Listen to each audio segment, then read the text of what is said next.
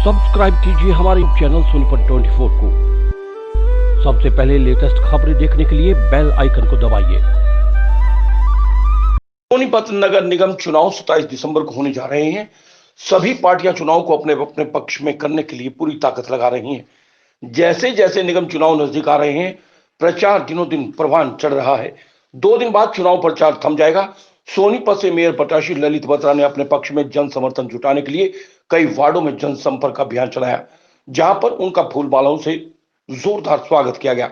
बत्रा ने कहा कि भाजपा सरकार समाज के अंतिम व्यक्ति तक सभी सरकारी योजनाओं का लाभ देने के लिए प्रतिबद्ध है।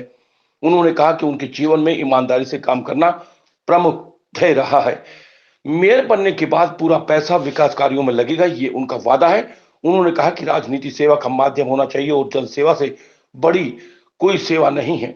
ललित बत्रा ने कहा कि देश के प्रधानमंत्री नरेंद्र मोदी और प्रदेश के मुख्यमंत्री मनोहर लाल के नेतृत्व में तेजी से विकास कार्य हो रहे हैं। सोनीपत के विकास के लिए जरूरी है यहां भी भाजपा का मेयर बने। आपराधिक रिकॉर्ड वाले लोगों को जनता धूल चटाएगी। ललित बत्रा ने जनता से अपील करते हुए कहा कि आने वाली 27 तारीख को कमल के फूल के सामने वाला बटन दबाएं और उन्हें भाजपा के सभी पार्षदों को भारी मतों से विजयी बनाएं। सोनीपत 24 के लिए संजीव कौशिक की रिपोर्ट। कोई भी कि भारतीय जनता पार्टी के पक्ष में ही हम वोट क्यों करें, उसके लिए मैं बताऊंगा कि वोट आप इसलिए करें, एक तो प्रत्याशी व्यक्तिगत आप देखिए, दोनों की छवि देखिए, दोनों के विचार सुनिए और उसके बाद आप फैसला कीजिए। जैसे अभी गुज्जल साहब ने, मेरे छोटा भतीजा लगता है ये, इसने मुझे कहा कि भाई सामने वाले व्यक्ति की एक छवि तो देखो, यानी किस प्रकार से सोनीपत के निगम की टिकट मिलने के बाद उन्होंने सोनीपत को लूटने का जो प्रोग्राम बनाया है, तो ये चुनाव जो है कमेरे और लुटेरे के बीच का चुनाव है, ये मैं आपको बताना चाहता हूं। यानी व्यक्ति, हम तो योजना बना रहे हैं कि सोनीपत का विकास हम किस प्रकार से करें, और वो क्या योजना बना रहे हैं कि हमने सोनीपत को किस प्रकार से लूटना है। यानी सोनीपत निगम में जितने भी प्लॉट पड़े हैं, हम तो प्लानिंग ये कर रहे हैं कि उनके अंदर कहां पर अच्छे पार्क बन सकते हैं, कहां सरकारी बिल्डिंग्स बन सकती हैं, कहां क्या हो सकता है।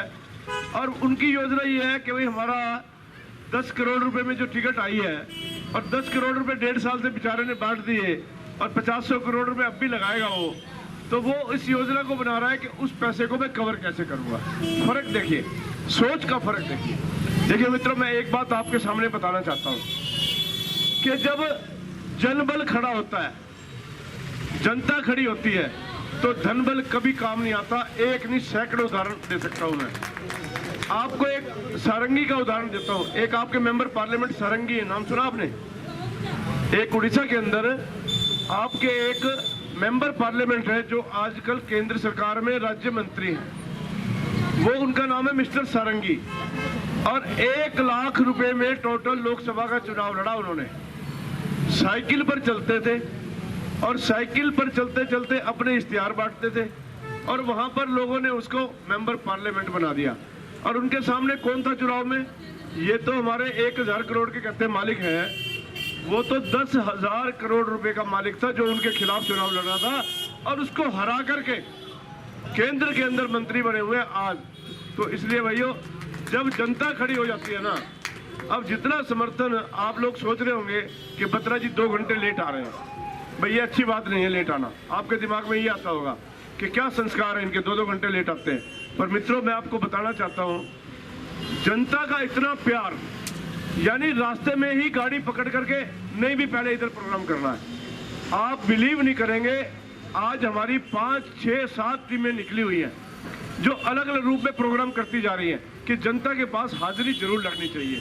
तो इसका मतलब क्या है? इसका मतलब यह है कि जनता ने मन बना लिया है कि इस बार भारतीय जनता पार्टी में निगम का कमल जो है खिलाना है। भारतीय जनता पार्टी जिंदाबाद, भारतीय जनता पार्टी जिंदाबाद। भाई एक वायदा करके जाता हूं, आगे फिर लेट हो जाऊंगा, लेट से लेट।